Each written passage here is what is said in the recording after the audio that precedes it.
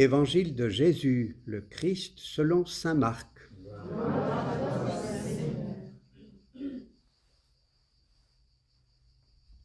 Jésus s'était rendu dans son lieu d'origine, à Nazareth, et ses disciples le suivirent. Et le jour du sabbat, il se mit à enseigner dans la synagogue. De nombreux auditeurs, frappés d'étonnement, disaient « Mais d'où cela lui vient-il ? Quelle est cette sagesse qui lui a été donnée et ces grands miracles qui se réalisent par ses mains ? N'est-il pas le charpentier, le fils de Marie et le frère de Jacques et de José, de Jude et de Simon ? Ses sœurs ne sont-elles pas ici chez nous ? » Et ils étaient profondément choqués à son sujet. Jésus leur dit, « Un prophète n'est méprisé que dans son pays, dans sa parenté et dans sa maison. » Et là, il ne pouvait accomplir aucun miracle. Il guérit seulement quelques malades en leur imposant les mains. Et il s'étonnait de leur manque de foi. Alors, Jésus parcourait les villages d'alentour en enseignant. Acclamons la parole de Dieu. Louange à toi, Seigneur Jésus. Eh bien, c'est une drôle de mésaventure là qui arrive à Jésus. Ça va lui arriver aussi à Jérusalem, mais tout de même à Nazareth. Ça nous aide à comprendre un peu mieux la difficulté à Nazareth. À Jérusalem, le problème est peut-être plus théologique, je ne sais pas trop. Tandis qu'à Nazareth, eh bien, il faut imaginer Nazareth comme un petit village de quoi ? 200 habitants, 250. Je crois que les ruines qu'on connaît aujourd'hui, c'est vraiment un petit village de rien du tout. Ça veut dire que tout le monde se connaît par cœur. Tout le monde se connaît. On a vu naître tout le monde et, si j'ose dire, on a vu mourir tout le monde. Tout le monde se connaît. Et pour les jeunes qui sont de la même génération que Jésus, ils ont grandi avec lui. Alors, bébé, enfant, adolescent, enfin, jeune adulte, hein, ils le connaissent, ils se connaissent tous par cœur. Ils se connaissent tous par cœur. Enfin, dans leur manière d'être ensemble. Il faut croire que Jésus pendant une trentaine d'années, a été discret sur qui il est véritablement.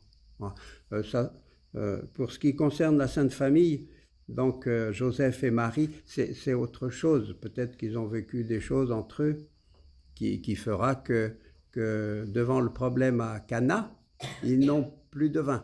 Pour une noce, c'est quand même pas... Alors, Marie demande à Jésus d'intervenir.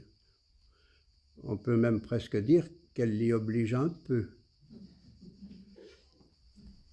C'est peut-être qu'elle avait déjà vu faire des choses dans la discrétion de la Sainte Famille. Alors,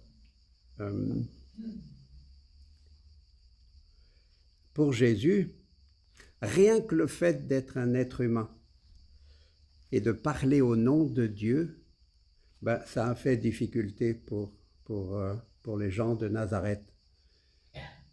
Et notamment pour la famille proche, les cousins, cousines. C'est étonnant d'ailleurs que ces cousins et ces cousines-là, on les retrouve, d'après saint Luc, qui a dû aller se renseigner, eh bien on les retrouve dans la communauté chrétienne de Jérusalem entre l'Ascension et la Pentecôte. Ils sont là. Ils sont là. Saint Luc le dit. Tiens. Ils ont donc fait une découverte.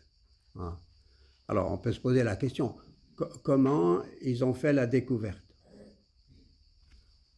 L'Évangile n'en dit rien.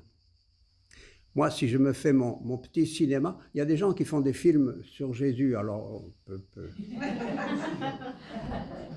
Moi, je me dis que si ces gens qui faisaient obstacle là se retrouvent à Jérusalem avec Marie, dans la communauté chrétienne, c'est sans doute que Marie y est pour quelque chose.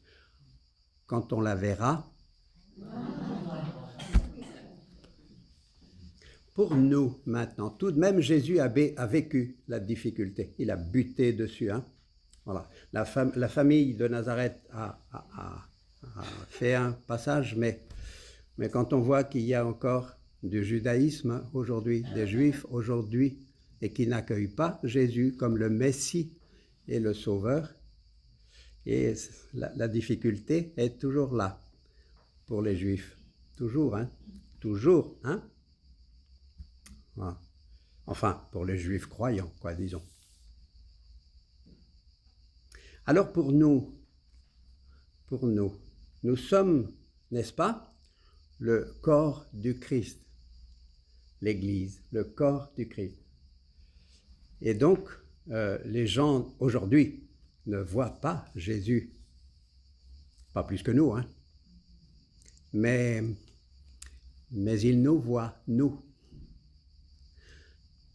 Et toujours, tout le monde bute sur la même difficulté, c'est-à-dire que ce n'est pas Dieu qu'on voit, c'est des êtres humains. Alors, est-ce que Dieu parle à travers ces êtres humains-là? La difficulté est là. Étonnant, hein? Alors, pour nous, le problème est quand même multiplié parce que si Jésus est saint, tout à l'heure dans le Gloria, on a chanté « Toi seul es saint, Jésus, toi seul ». Voilà. Quand même, on aurait pu rajouter « Marie », quand même. Voilà. Mais à part tous les deux, voilà. Le plus grand saint, c'est peut-être celui qui a la plus claire conscience de sa pauvreté et de son péché devant le Seigneur. Vous êtes d'accord pour qu'on dise les choses comme ça? Ça ne suffit pas, hein? Quand même, dans les saints, il y a du bon quand même, et du beau. Mais aussi cette conscience-là. Mais aussi. Moi, je me rappelle quand le pape François a été élu et que peu de temps après, un journaliste, c'était un jésuite italien à Rome, est venu lui proposer, il devait le connaître avant, est venu lui proposer de faire un livre sur lui pour dire aux chrétiens qui est le nouveau pape. Alors, ça serait donc un livre de questions et de réponses. Première question. Et alors, un film a été fait pendant qu'ils préparaient tous les deux le livre. Vous pouvez le trouver dans les bonnes librairies. Eh bien, c'était filmé, de sorte qu'on peut voir le film.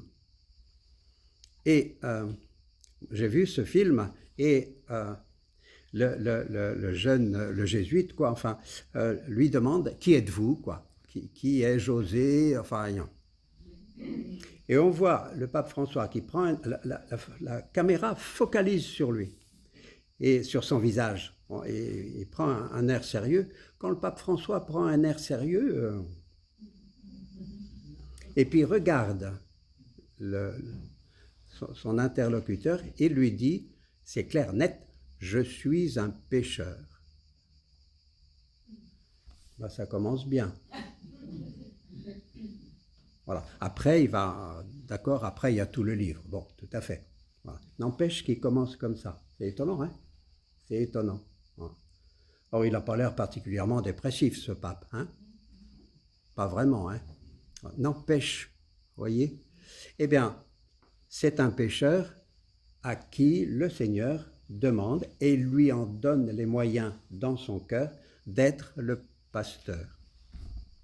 Ça veut dire pour nous, s'il y a, au terme d'une session comme celle-ci, peut-être une mission, non? Si vous avez fait la session, c'est pas seulement pour vos beaux yeux, c'est pour vos beaux yeux, tout à fait, mais pas seulement. C'est aussi pour les autres. Et au terme d'une session comme celle-là, mais nous autres ici au foyer, quand nous commençons une retraite, demain on va commencer, ben, il n'y a pas que le prédicateur, mais toute la communauté qui se sent bien pauvre. Pas vrai? Les membres de foyer? les membres de foyer. Et puis pas seulement en Europe, mais en Afrique aussi. Ô combien, hein. Voilà, on se sent non seulement pauvre, pauvre ça ne veut pas dire pécheur, ça veut dire limité, je ne peux pas tout faire. Voilà. Moi, si on me demande de faire la cuisine au foyer de charité, on n'aura pas de retraitant, hein, ça c'est sûr. Hein, voyez, on ne sait pas, on ne peut pas tout faire. Voilà. Donc ça veut dire, on est complémentaires. Et c'est ensemble qu'on va faire. C'est ensemble qu'on va faire. Voilà. Mais tout de même, le Seigneur va prendre ma pauvreté et puis va me prendre aussi pécheur. Il sait bien qu'on l'est. D'avoir un défaut, un pli dans son pantalon. C'est pas interdit, non? Les défauts, c'est pas des péchés. Mais ça peut le devenir. Ça peut le devenir. Si, prenant conscience de mon défaut, je refuse de changer. Je suis comme ça, moi, et je vous embête.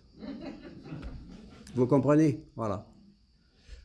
Mais maintenant, sachant que nous sommes pauvres et pécheurs, le Seigneur nous donne mission. Et nous donnant mission, il nous donne les moyens aussi de la mission. C'est beau? Ça veut dire, pour finir, que une des premières vertus des chrétiens, on va parler de péché tout à l'heure, hein, l'ingratitude. Mais la première vertu, c'est peut-être aussi, à côté de la gratitude, l'humilité. Alors, humilité, c'est humus en latin. Ça veut dire c'est la terre. Mais c'est bon, la terre, c'est la création du bon Dieu. La terre, le terreau, pour faire pousser, enfin, pour que la vie puisse germer. La terre.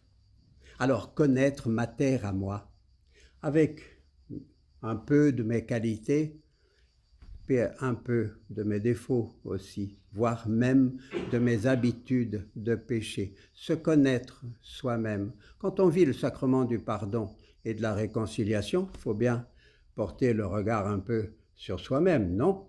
Sinon, on n'ira jamais. Voilà. Alors, quand on s'arrête et qu'on regarde son cœur, le beau pour en rendre grâce, et puis le limiter, enfin, et puis le péché, voilà, pour en demander, et le pardon et la guérison. Jésus a buté sur la même difficulté. Notre humanité peut faire obstacle. Voilà. Voilà. Jésus a buté sur cette difficulté, mais il s'y est affronté. Voilà. Il n'a pas hésité. Ce n'est pas nous qui lui avons demandé à lui, le Verbe éternel, de se faire homme. Voilà. C'est la décision même du cœur de Dieu. Alors, nous autres aussi, accueillons-nous nous-mêmes, rendons grâce pour qui nous sommes, avec nos richesses, nos limites et nos péchés, avec tout ça. Voilà. Et puis remercions le Seigneur, s'il nous envoie en mission, de nous donner les moyens d'être de bons ouvriers dans son royaume.